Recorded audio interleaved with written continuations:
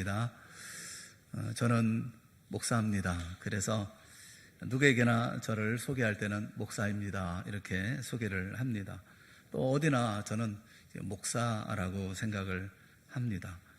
목사라고 하는, 그런데 이 칭호는 명사라기보다는 동사에 가깝습니다. 교회에서나 성도들을 만날 때, 또 세상 속에서 거룩한 삶을 구현해낼 때 목사입니다.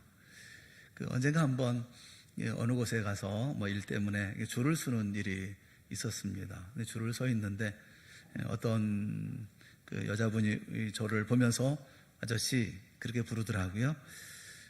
나는 목사인데 어째 아저씨라고 부를까, 이런 좀 낯설기도 하고 좀 이상하기도 하고. 근데 사실 그 자리에서는 제가 목사라기보다는 아저씨가 맞겠죠. 저는 버스 타면 승객일 것이고요. 또 병원에 가면 환자가 아니겠습니까? 또 식당에 가면 손님일 것이고요. 제 아들에게는 아버지겠지만 또 학교에서는 학생이기도 하죠. 이 호칭이라고 하는 것은 시시각각 변하는 동사입니다. 명칭이라고 하는 것이 역할에 따른 약속 명사이기 때문에 그렇습니다. 의사는 환자를 치료할 때만 의사이고, 교수는 학생을 가르칠 때만 교수입니다. 밖에 나오면 그도 승객이고 행인이고 그냥 손님입니다. 그렇다면 정작 나는 누구일까요? 한 여인이 중병에 걸려서 생사를 헤매는데 아득한 곳에서 어떤 음성이 묻습니다. 너는 누구인가? 그 이야기를 들으면서 대답을 합니다. 저는 이 시장의 아내입니다. 나는 내 남편에 대해서 묻지 않았다. 너는 누구인가? 저는 사랑하는 두 아이의 엄마입니다. 내가 누구의 엄마냐고 묻지 않았다. 너는 누구인가? 저는 초등학교 학생을 가르치는 교사입니다. 나는 너의 직업을 묻지 않았다. 너는 누구인가? 저는 남편을 잘 내조하고 열심히 살고 있는 주부입니다. 나는 내가 어떻게 살았는지 묻지 않았다. 너는 누구인가? 사랑하는 여러분, 이 질문에 나는 누구라고 대답을 하시겠습니까? 내가 나라고 여기는 것은 항상 이 방향성을 가지고 있는 것 같습니다. 사고라든지 병으로 몸에 장애를 갖는 순간 자신을 장애인으로 여깁니다. 장애인이라는 고정명사와 하나가 돼서 모든 일에 장애인으로 생활을 합니다. 암에 걸린 것이 확인되는 순간 자신을 암 환자로 동일시합니다. 그래서 모든 일에 암 환자로 살아갑니다. 그래서 자신에게 주어져 있는 모든 가능성을 부정해버리거나 아니면 놓쳐버리고 맙니다. 정년 퇴직 후에도 계속 교수라는 이름을 내려놓지 않고 있는 그런 분이 계셔요. 1년 동안 장관을 지낸 후에 평생 장관님이라고 불려지기를 원하는 그런 분도 있습니다. 우리에게 유일하게 동사가 될 수 없는 고정명사가 있다고 한다면 그것은 바로 죽음밖에 없습니다. 구원받은 하나님의 자녀에게는 무한한 가능성과 역동성이 있습니다. 그것을 잊고 살아가는 모습들이 참 안타깝기 짝이 없어요. 자기를 알지 못하면 엉뚱한 곳에 쓸데없는 힘과 시간을 낭비하게 되어집니다. 오늘 본문에 보면 자기를 찾아가는 한 사람이 있습니다. 참 힘들고 어려운 상황에서 자기를 찾아가는 그는 바로 스데반입니다. 스데반은 교회 역사상 최초로 세움받은 집사 7명 가운데 한 사람입니다. 성령 충만한 스데반. 이 스데반이 유대인이 못 박아 죽인 예수님께서 부활하셨고, 그 예수님이 바로 하나님께서 인간을 구원하시기 위해서 이 땅에 보내신 메시아, 구세주 그리스도라는 사실을 선포합니다. 그러면서 하나님이 인간의 손으로 만들어진 예루살렘 성전 안에 갇혀 계시는 분이 아니다. 이분은 무소부지하신 분이다. 그럼에도 불구하고 예루살렘 성전이라는 우상을 만들어 놓고 숭배하고 있는 그들의 잘못에 대해서 아주 크게 질책을 합니다. 성전 안과 밖에서 표리부동한 자신들의 삶을 책망하는 선지자들을 박해한 유대인들의 잘못을 질타하고, 또 나무와 돌로 지어진 예루살렘 성전을 고수하기 위해서 참 성전이신 예수 그리스도를 살해한 그들의 죄를 책망을 합니다.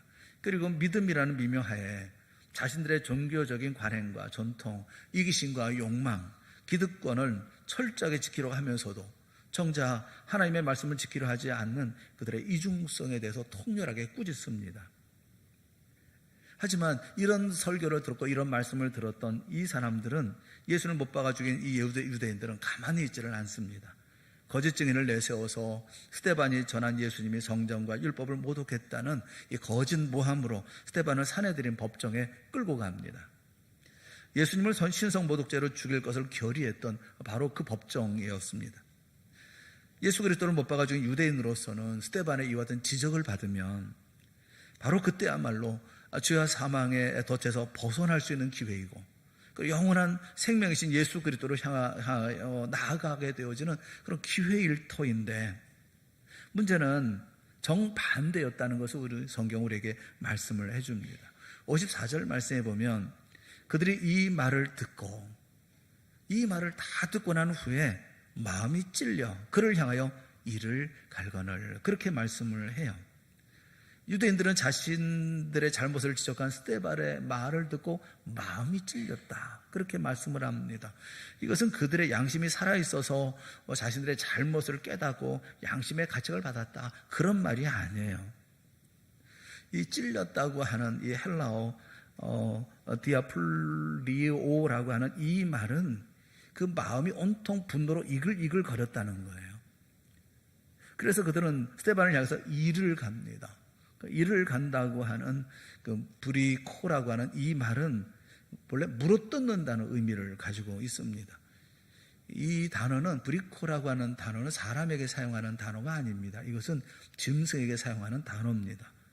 짐승이 물어뜯는 것처럼 유대인들이 스데반의 설교에 분노했다는 것이죠. 짐승처럼 이를 갈고 그러면서 으르렁거리고 있었다라는 것입니다. 그들이 진리를 전하는 스데반의 말에 그토록 짐승처럼 거부감을 보인 이유가 뭘까요? 어떤 종교적인 어떤 열심, 열정, 하나님을 향한 어떤 그 특심한 어떤 열심, 그렇지 않습니다. 오늘날의 이스라엘 성지를 생각해 보면 쉽게 답을 얻을 수가 있어요. 현재 이스라엘에 있는 예수님과 관련된 대부분의 성지에는 그 아랍 상인들이 다 장악을 하고 있습니다. 예수님을 믿지 않는 유대교 신자들로만 구성되어 있는 이스라엘 정부가 만약에 예수님과 관련된 성전을 모두 폐쇄하기로 결정을 한다면, 우리 크리스찬들을 제외하고 가장 극심하게 반발할 사람들은 누구겠습니까? 두말할 것도 없이 성전을 장악하고 있는 아랍 상인들일 것입니다. 이 사람들이 예수님을 구세주로 믿기 때문에 그런 것일까요? 그렇지 않습니다. 성지가 폐쇄되면 성지를 찾던 순례객들의 발길이 끊어질 것이고, 그렇게 되면 살 길이 막막할 것이기 때문에 그렇습니다. 2000년 전도 다르지 않습니다. 이들 유대인들도 마찬가지입니다. 그들에게 있어서 예루살렘 성전은 거대한 이권의 원천이었습니다. 날이면 날마다 예루살렘 성전을 찾는 유대인 순례객들이 줄을 이어서 많이 이 예루살렘을 찾아왔고, 그들이 예루살렘에 머물거나 또는 성전에 바칠 제물을 구입하기 위해서 지출하는 그 금액은 천문학적인 액수에 달하고 있었습니다. 그래서 예루살렘 성전을 하나님과 동일시하고 절대하면 할수록 그들의 이권은 더욱 확고하게 보장되는 그런 셈이었던 것이죠. 그런데 예루살렘 성전의 절대성을 부정한다고 하는 것은 결과적으로 성전과 관련된 그들의 이권이 위태로울 수밖에 없다는 것을 의미합니다. 이것은 스데반의 설교에 그들이 짐승처럼 이를 갈며 으르렁거렸던 이유가 바로 이 이유 때문에 그런 거죠. 그들은 생명이신 예수님에게 나아가기보다는 자기들의 이권을 챙기는 쪽으로 돌아선 것입니다. 고작 살아야 100년도 살지 못하는 그런 인간이 그 작은 이익을 취한들 무슨 그렇게 큰 이익이겠습니까마는, 결국 공동묘지에 갈 수밖에 없겠습니다마는, 그러나 이렇게 이권을 위해서 예수님의 십자가에 죽이고 스데반에 대해서 이렇게 이를 가는 삶이 어리석은 인간들의 모습이죠. 이런 모습을 바라보고 있던 스데반의 입장은 또 답답하기 짝이 없는 거죠. 더더군다나 이때 이 순간에 스데반의 목숨은 풍전등화와 같았습니다. 지금 스데반 앞에 있는 사람들이 누굽니까? 그 사람들은 바로 예수님을 못 박아 죽였던 사람들이었습니다. 그들이 스데반을 향해서 짐승처럼 이를 갈고 있다고 하는 것은 이제 스데반마저도 죽이겠다는 결심을 하고 있고 결단하고 있다는 그런 표시인 거죠. 사실 스데반은 열심히 살았습니다. 신실하게 살았고 충성스럽게 살았습니다. 사도행전 6장을 보면 예루살렘 교회에 문제가 터졌지요. 헬라파 유대인들이 자기들의 과부가 매일의 구제에서 빠졌다는 것입니다. 이 사도들이 놓쳐버리고 만 거죠. 그래서 사도들이 모입니다. 그래서 결정을 해요. 자기들은 기도하는 일과 말씀 사역에 전념하고 성도들 가운데 집사를 선출해가지고 이 모든 문제들을 잘 해결할 수 있도록 맡겨야 되겠다라고 결정을 합니다. 그래서 세운 사람들이 7명의 집사입니다. 스데반, 빌립, 브로고로, 니가노로, 디몬, 바메나, 니골라, 이 7명의 집사죠. 이 사람들 모두는 다 성령과 지혜가 충만했고 온 성도들에게 칭찬을 받는 사람들이었다라고 성경은 말씀합니다. 7명의 집사 가운데 제일 앞에 쓴 것이 스데반이에요. 7 집사 가운데 가장 먼저 기록될 만큼 리더격의 거룩한 특별한 사람이었다는 거죠. 게다가 사도행전 6장 8절 말씀해 보면 스데반에 대해서 이렇게 말씀합니다. 스데반이 은혜와 권능이 충만하여 큰 기사와 표적을 민간에 행하니 라고 말씀합니다. 여기 본문에 이르기까지 기사와 표적, 그 놀라운 일과 기적을 행한 분은 하나님, 그리고 예수 그리스도, 그리고 예수님의 제자였던 사도들 뿐이었습니다. 그런데 갈릴리 사람도 아닌 스데반이 큰 기사와 표적을 행했다, 그렇게 말씀을 해요. 스데반이 어떠한 사람인가, 어떤 믿음의 사람이고 어떤 권능의 사람인가 하는 것을 우리가 알 수가 있죠. 스데반의 평소의 삶은 어땠을까요? 어떤 삶을 살았을까요? 우리가 살펴볼 수 있는 것, 우리가 엿볼 수 있는 것은 디모데전서 3장 8절부터 12절에 보면 집사의 자격에 대해서 말씀을 하고 있어요. 이것을 보면 집사들은 어떻게 살았는가 하는 것을 우리가 알 수가 있습니다. 우리가 이 말씀 같이 한번 읽어보죠. 디모데전서 3장 8절부터 12절에 있는 말씀 다 같이 시작.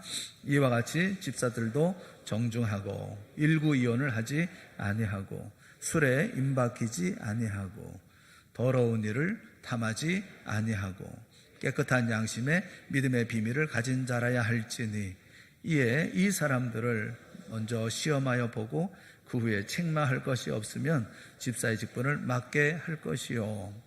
여자들도 이와 같이 정숙하고 모함하지 아니하며 절제하며 모든 일에 충성된 자라야 할지니라.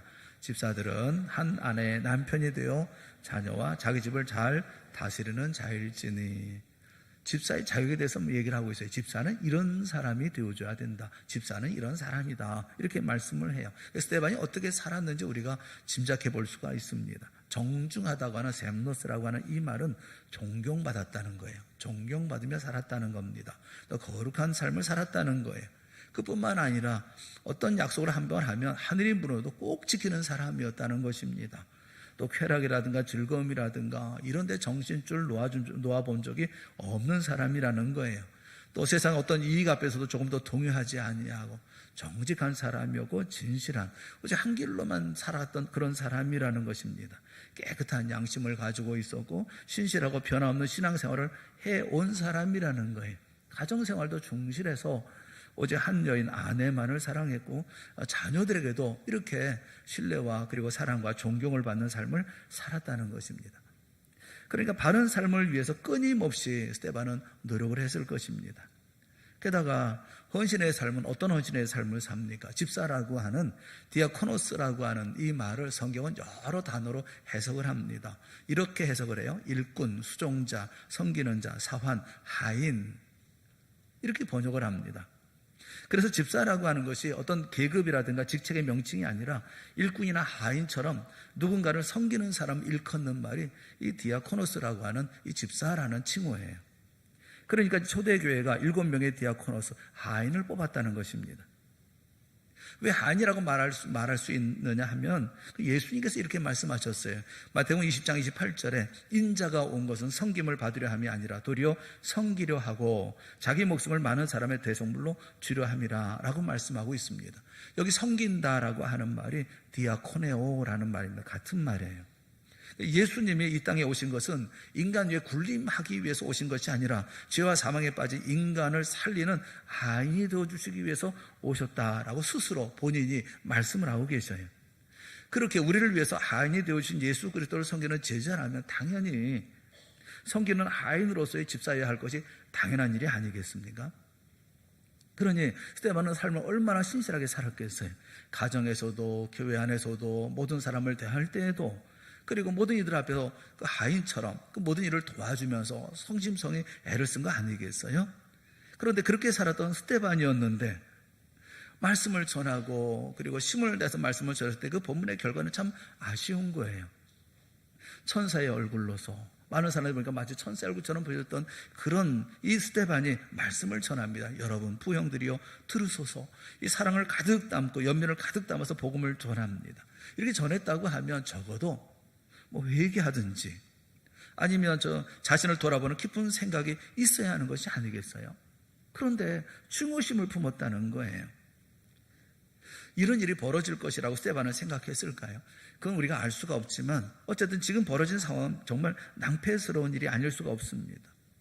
스데반의 마음에 그런 마음이 있을 거예요. 정말 열심히 하나님의 말씀을 가지고 간절하게 정말 이들을 사랑하는 마음으로 말씀을 전했다고 한다면 왜 깨닫지를 못할까? 왜 이 많은 사람들 가운데 단 한 사람도 뉘우침의 빛이 없을까? 왜 주님은 이들의 마음을 깨뜨려서 변화시키는 역사를 허락하시지 않을까?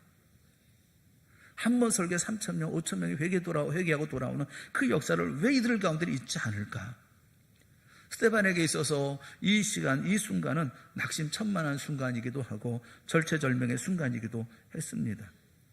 이 순간이야말로 스데반은 자기 생명을 지키기 위해서 또는 피할 방법을 궁리하거나 다음을 도모하기 위해서 무언가 수를 내야 하는 그런 상황인 거예요. 말씀을 전했어요. 그 결과는 자신이 기대한 결과가 아니에요. 이때 어떻게 해야 되겠습니까? 낙심천만한 그 순간에 뭐 어떻게 해야 되겠습니까? 스데반이 무엇을 했는지 55절은 우리에게 이렇게 말씀하고 있어요. 55절 말씀을 우리 다 같이 함께 보겠습니다. 시작. 스데반이 성령 충만하여 하늘을 우러러 주목하여 하나님의 영광과 및 예수께서 하나님 우편에 서신 것을 보고, 성령 충만해서 다시 불같은 그런 말씀으로 그들에게 다시 깨우치고 깨뜨리고 그들의 잘못된 것을 얘기하고 그들의 마음을 녹여버리고 하는 것이 아니라 성령 충만하여 하늘을 우러러 주목하여 하나님의 영광과 및 예수께서 하나님 우편에 서신 것을 보고, 그 급박하고 위험한 순간 스데반이 택한 것은 하나님과 주님을 바라보는 거예요. 서서 하늘을 우러러 주목합니다. 그 승부는 후반전에 결정난다. 이 밥 버포드가 쓴 하프타임이라는 책에서 한 이야기예요. 승부는 후반전에. 치열하게 인생을 경주합니다. 정신없이 인생을 살아가죠. 그런데 어느 순간 힘겨워지고 그렇게 애를 썼음에도 불구하고 얻어진 열매라는 게 참 보잘것없을 때 너무너무 실망스럽습니다. 더 이상 힘을 내지 못하고 주저앉고 싶을 때가 있지요. 도무지 넘지 못할 장애물 앞에 이제는 포기하고 싶습니다. 바로 그때 하프타임이 필요하다. 그렇게 얘기를 해요. 축구 경기를 보면 전반전에 치열하게 경기를 하지 않습니까? 이렇게 열심히 뛰고 뭐 이를 악물고 뛰었는데도 그런데 1대0이나 2대0으로 전반전을 마칩니다. 패배한 것과 같잖아요. 그런데 후반전에 보면 마치 뭐 전혀 다른 새로운 팀처럼 뭐 다른 전략과 전술로 뭐 후반을 치러서 결국 역전하는 그런 경기 종종 보지 않습니까? 전반전을 마치고 라크룸에 들어가서 숨을 고르면서 코치와 선수들이 상황을 점검합니다. 전반전에 어떤 전술이 통했는지, 어떤 전술은 통하지 않았는지, 이 통하지 않은 전술은 후반전에 어떻게 이걸 뺄 건지 아니면 조정할 것인지 새로운 전술을 적용할 것인지 그걸 상의합니다. 고민을 합니다. 전반전에 이거 지고 있으니까 끝났네, 틀렸네, 안 됐네 하는 것이 아니라 그 하프타임 동안에 그 짧은 시간 동안에 다시 전략을 세웁니다. 후반전을 준비해요. 왜요? 아직 경기는 끝나지 않았으니까요. 아직 후반전은 남아있으니까요. 어쩌면 중요한 경기는 후반전일 테니까요. 그래서 후반전이 잘 되고 못 되고는 그 하프타임을 어떻게 보내느냐에 달려있는 거예요. 그처럼 우리 인생에도 삶을 재정리하고 미래의 모습을 재구성하고 나는 어떤 일을 위해 하도록 창조되었는지, 내 소속은 어디인지, 내 인생에 정말 중요한 것은 무엇인지 집중하고 점검하는 하프타임이 필요하다는 것입니다. 스데반은 치열하게 복음을 증거하고 예수 그리스도의 사람으로 헌신하고 충성하다가 이제 절제절명의 순간, 이 상황을 어떻게 헤쳐나가야 할 것인지, 이 모든 상황을 돌파해 나갈 건지, 아니면 타협할 것인지, 아니면 자신을 굽힐 것인지, 어떤 전략과 전술을 써야 할 것인지 몰두해야 하는 그 시간에 그는 하늘을 우러러 주목합니다. 그리고 하나님의 영광과 및 예수께서 하나님 우편에 서신 것을 봅니다. 다시 자신을 돌아봅니다. 하나님 앞에 나는 누구이며 나는 무엇을 위해서 복음을 전하고 있는 것인지, 내 소망은 무엇이고 내가 원하는 것은 무엇이고 내가 가야 하는 그 길의 끝은 어디인지 다시 확인하는 거예요. 이게 하프타임이에요. 우리는 너무 바쁘고 분주하고 너무 많은 것을 주목하느라 정작 가장 중요한 것을 집중하지 못해요. 주님의 세미한 음성을 종종 무시해버립니다. 주님의 인도하심을 스쳐 지나가 버리고 맙니다. 멈춰서서 그때 주님을 바라봐야 할 시간인데 바라보지 않고 그냥 지나가 버리고 말아요. 그 사건 속에 묻혀버리고 문제 속에 묻혀버리고 맙니다. 지난 주일이 부활절이었어요. 그런데 많은 성도들이 부활절 예배에 참석하지 못하셨습니다. 다 이유가 있을 것입니다. 어쩔 수 없는 사정이 있다, 그렇게 저는 여겨요. 저는 여러분을 믿어요. 오죽하면 예배에 빠지셨을까, 그런 마음이 들어요. 하지만 한편으로는 참 안타깝습니다.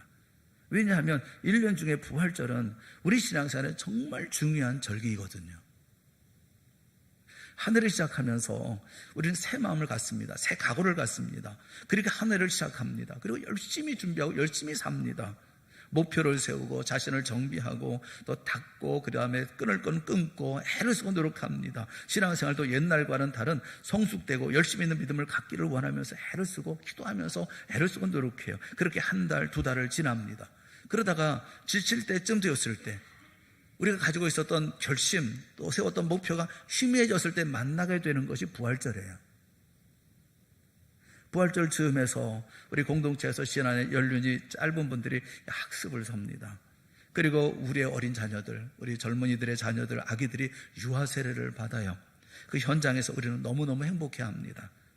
또 하나님의 자녀로 세워지는 세례식이 있고, 어렸을 때부터 유아 세례 받고 그렇게 여태까지 잘 믿음으로 커왔던 애들이 또 이제는 입교식을 합니다. 감사하며 찬송하면서 그 자리에 우리가 참석을 해요. 그리고 예수님의 십자가의 피 흘리심을 생각하면서 성만찬 자리에 참여합니다. 또 시작되는 고난주간 한 주간 동안 새벽에 나와서 간절한 기도로 자신의 믿음과 신앙을 추스려 세웁니다. 그리고 기쁨으로 부활절을 맞이합니다. 이렇게 다시 힘을 얻어서 5월을 살고 6월을 살고 추수감사절에 감사의 열매를 맺는 거예요. 그런데 부활절에 아무런 힘도 능력도 의미도 얻지 못한다고 한다면 계속되어지는 5월과 6월, 7월은 그냥 맥없이 지리멸멸하는 경우 저는 너무 많이 봤어요. 여러분은 1년을 어떻게 계획하고 사십니까? 1년의 계획이 어떻습니까? 1월, 2월, 3월, 4월, 5월, 6월, 12월까지 어떻게 계획하십니까? 이번 달에는 뭐, 이번 달에는 뭐. 그냥 아무런 전략 없이 계획도 없이 그렇게 사십니까? 닥치는 대로 사십니까? 어쩌면 1년이라는 한 기간 동안의 하프타임은 바로 부활절이라고 얘기할 수가 있어요. 우리 인생도 마찬가지인 것입니다. 성령 충만한 스데반은 절대절명의 순간에 하늘을 우러러 성부 하나님과 성자 하나님이신 예수 그리스도를 봅니다. 스데반은 그 시간인 생명이 경각에 달려있는 그 아주 그 급박한 순간에 성부와 성자와 성령 삼일째 하나님을 바라보는 거예요. 그리고 자신을 보는 거예요. 상황을 보는 게 아니라 환경을 보는 게 아니라 악한 사람의 눈을 바라보는 게 아니고 이것을 헤쳐나갈 수 어떤 지혜를 짜내려고 하고 이 모든 어려움을 피해 나갈 수 있는 피신할 수 있는 방법을 찾는 것이 아니라 자신을 돌아봅니다. 하나님을 바라보며 내가 누구인지, 내가 왜 여기에 있는지, 내 삶의 목적은 무엇인지, 내게 주어진 사명은 어떤 것인지, 내가 지금 무슨 일을 하고 있는지, 이 길 끝에는 어떤 일이 있는지. 그래서 영원한 그 생명의 원천이신 삼일째 하나님을 우러러 봅니다. 그리고 그는 외칩니다. 56절 보라 하늘이 열리고 인자가 하나님 우편에 서신 것을 보노라 라고 외칩니다. 여기 외칩니다. 인자란 예수 그리스도예요. 스데반의 이 외침은 어떤 외침이냐 하면 주님을 향해 나가야 할 이 모든 결정적인 순간에 자기들의 이권을 지키기 위해서 돌아선 유대인들에게 앞에 계신 예수 그리스도를 바라볼 것을 촉구하는 선언이에요. 설교의 한 부분입니다. 하늘이 열리고 인자가 하나님 우편에 서신 것을 보노라 라고 외칩니다. 그런데 상황은 달라지지 않습니다. 50절, 58절 우리 다 같이 보겠습니다. 시작.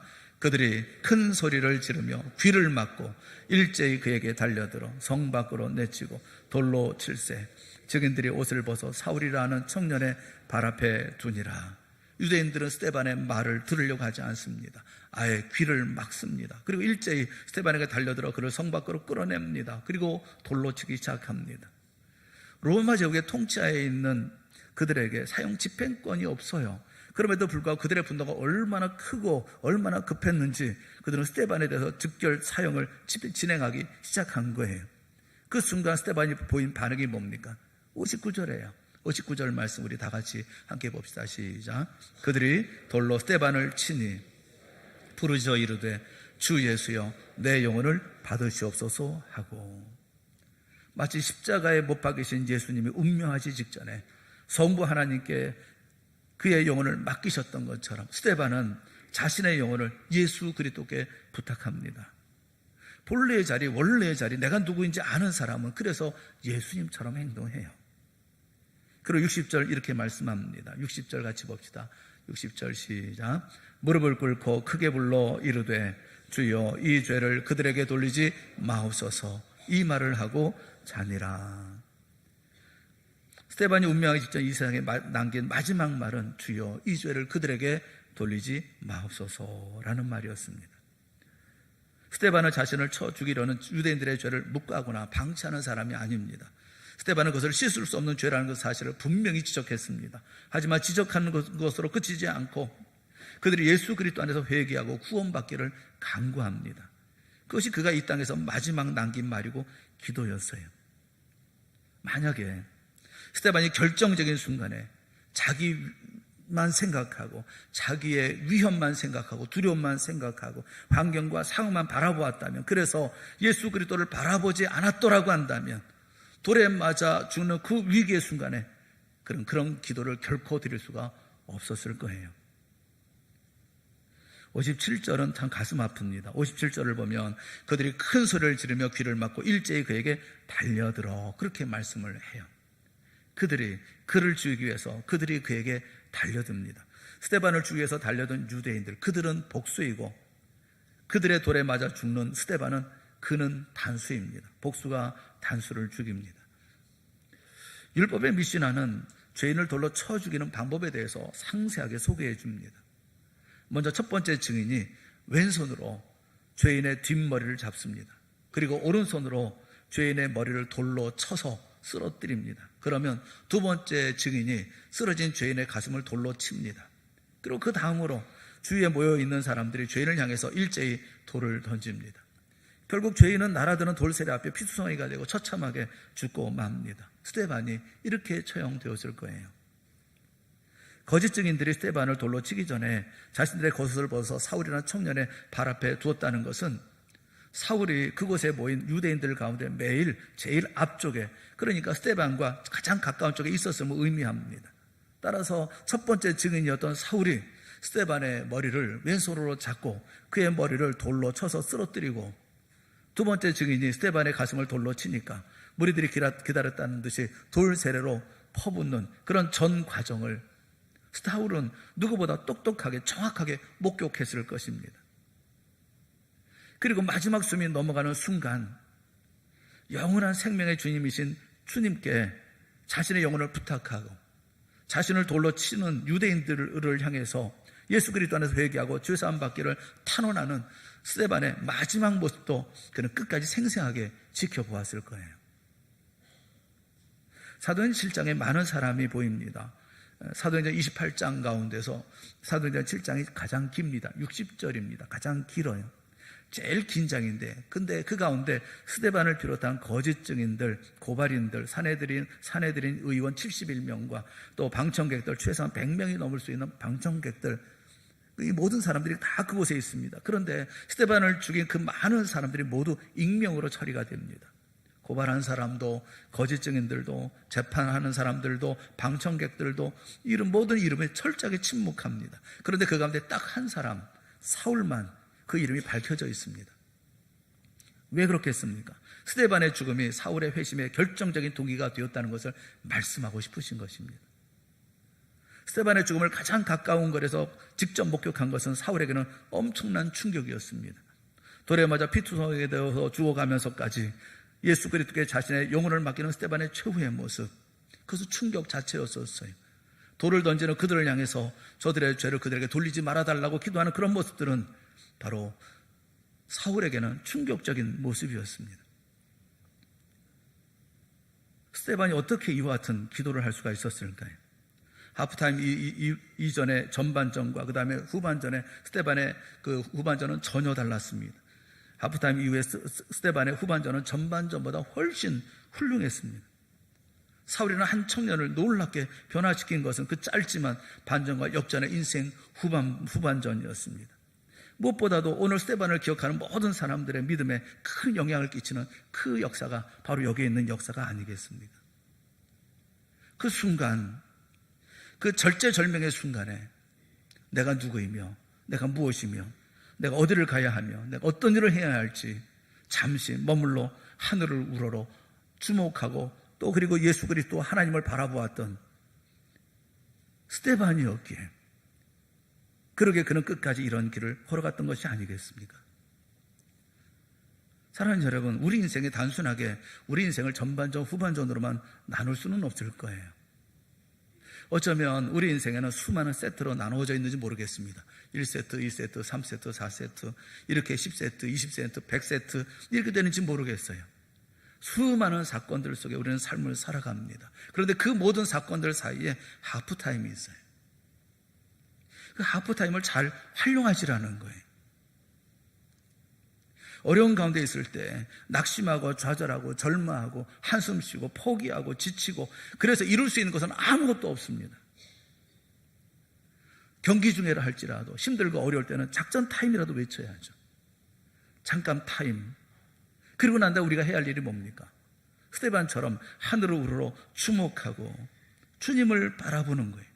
내가 누구이며 나는 어떤 사랑을 받는 사람이며 나는 왜 이 땅에 있으며 나는 어떤 일을 행해야 할 것이며 내가 마지막 머물러 할 것은 어디인지 잠시 머물러 하늘을 우러러 주목하며 우리 자신들을 돌아보는 거예요. 그리고 다시 보는 거예요. 그들을 향해서 달려가는 것입니다. 그렇게 인생에 임하게 되어질 때 우리는 승리하는 삶을 살게 되지 않습니까? 너무 힘드십니까? 지치십니까? 포기하고 싶습니까? 잠깐 머무십시오. 잠깐 중단하십시오. 거기서 눈을 떼십시오. 그리고 하늘을 우러러 주목하십시오. 우리 주님을 바라보십시오. 그럼 나 자신을 다시 한번 찾으십시오. 그리고 그 가운데서 우리가 어떤 삶을 살아야 할 것인지 다시 한번 기억하고 나아갈 때 우리는 여전히 우리가 가야 할 길을 걸어가게 되어질 줄로 믿습니다. 그리고 주님께서 주시는 놀라운 승리의 자리 가운데 서게 되어질 줄을 믿습니다. 멈추지 마십시오. 그러나 사건에 함몰되지 말고 문제에 함몰되지 말고 문제가 문제되지 않도록 하고 그 가운데 잠깐 멈춰서 주님을 바라보고 다시 한번 정리하고 주 앞에 아름다운 믿음의 삶을 스데반처럼 끝까지 달려나갈 수 있는, 그래서 승리의 놀라운 역사를 이루어나가는 우리 모두가 다 되어질 수 있기를 주님의 이름으로 축원합니다. 기도하겠습니다. 사랑하는 하나님 아버지, 우리 사랑하는 성도들을 주여 기억하여 주시옵시고 은총을 베풀어 주시옵소서.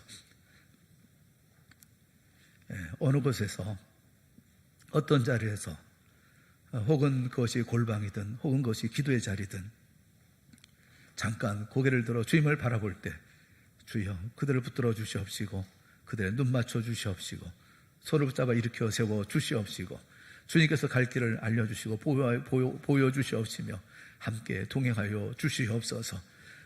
무너지지 않게 하여 주시옵시고 주저앉지 않게 하여 주시옵시고 인생 포기하는 삶 되지 않게 하여 주시옵시고 다시 후반전은 힘있게 역전하며 반전의 놀라운 역사를 이루어나가는 우리 사랑하는 성도들이 되게 하여 주시옵소서. 하나님의 자녀된 삶은 끝까지 달려갈 수 있도록 주여 이 시간 은혜 베풀어 주시옵시고 우리 모두로 고개 들어 주님을 바라보는 복된 시간 있게 하여 주시옵소서. 예수님의 이름으로 간절히 기도드리옵나이다. 아멘. 우리 다 같이 자리에서 일어나셔서 우리 찬송가 445장